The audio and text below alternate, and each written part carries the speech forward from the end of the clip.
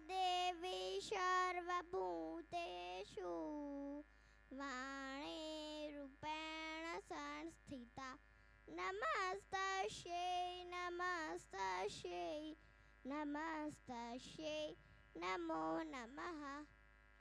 દર વર્ષની જેમ આ વર્ષે પણ આપણા તળાવિયા પરિવારના 9મા સ્નેહ મિલનનું ભવ્ય આયોજન કરવામાં આવ્યું છે।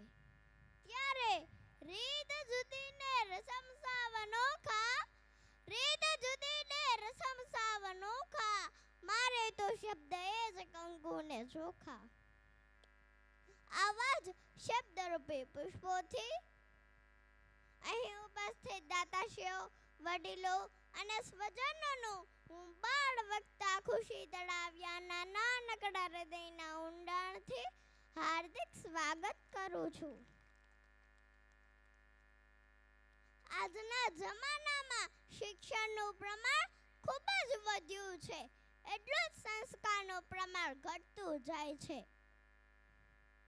આજે દરેક માતા પિતા એવું ઈચ્છે છે કે મારા દીકરા કે દીકરીને ડોક્ટર, એન્જિનિયર કે સરકારી ઓફિસર બનાવવા છે, પરંતુ કોઈ એવું નહીં કહે કે મારે સારો માણસ બનાવવો છે।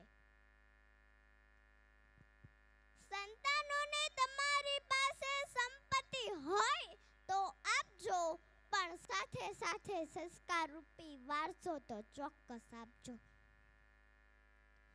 જો તેનામાં સંસ્કાર હશે ને તો તે ઝૂંપડામાંથી પણ મહેલ બનાવી શકશે, અને જો તેનામાં સંસ્કાર નહીં હોય ને તો તે આડાઅવળા રસ્તે ચડીને મહેલને પણ ઝૂંપડું થતા વાર નહીં લાગે હો। બાળકમાં સંસ્કાર રૂપી બીજ ઘરમાંથી ન જ રોપાય છે, માટે વાવણી તો હંમેશા ચોટદાર જ હોવી જોઈએ। કહેવાય છે કે એક માં 100 શિક્ષકોની ગરજ સારે છે। આજની આ ભાગદોડ ભરી જિંદગીમાં સંતાનોને થોડો સમય આપો, તેને તમારા ટેકાની જરૂરત છે। તમારું સંતાન તમે કહેશો તેમ નહીં કરે, પણ તમે કહેશો તેમ કરશે। જો તમે દેવદર્શને જશો તો તે પણ જશે, જો તમે માતા પિતાને પગે લાગશો તો તે પણ લાગશે। જો મમ્મીઓ મોબાઈલ જ જોયા કરશે તો બાળક પણ તે જ કરવાનું ને, સાચું કે ખોટું?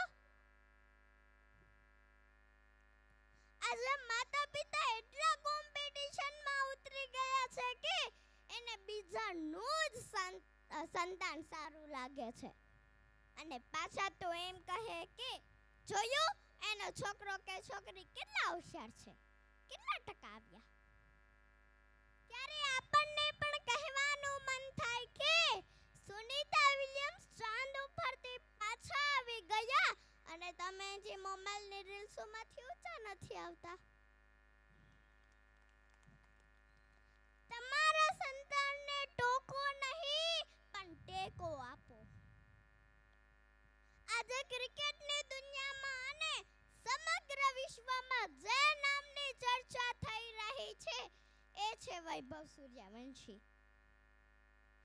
14 વર્ષની ઉંમરે 14 રેકોર્ડ બનાવનાર ભારતનો એકમાત્ર ખેલાડી। એક સમયે વૈભવ સૂર્યવંશીને ક્રિકેટમાં આગળ લઈ જવા માટે તેના માતા પિતાએ અથાગ પ્રયત્નો કર્યા હતા। એક ઇન્ટરવ્યુમાં વૈભવ સૂર્યવંશીએ એમ કહ્યું હતું કે આજે હું જે કંઈ પણ છું એ મારા માતા પિતાના કારણે છું। અરે યાદ કરો હીરાબાને કે જેણે મોદી સાહેબને એમ કહ્યું હોત કે તું જહાજ બનાવી શકે એમ છું, તારાથી બીજું કંઈ ના થાય। તું શક્તિશાળી દેશોને પણ ઝુકાવી શકે એવા આપણને વડાપ્રધાન ન મળ્યા હોત આપણા ઘરમાં પણ રતન ટાટા, શિવાજી, અબ્દુલ કલામ, રાણી લક્ષ્મીબાઈ અને કલ્પના ચાવડા જેવા રતનો છુપાયેલા છે, પણ જરૂર છે યોગ્ય દિશાની. માટે જ કહું છું કે તમારા બાળકના ટેલેન્ટને ઓળખી બહાર લાવવો. હવે વધારે સમય ન લેતા હું મારી વાણી વિશે એટલું જ કહીશ કે પૂતળું છું માટીનું તમથી જુદું નથી. અરે મારા તળાવ્યા પરિવારથી જુદું નથી. ભૂલ હોય તો કરજો માફ. इंसान છું ઈશ્વર से इंसान છું ईश्वर. थैंक यू जय श्री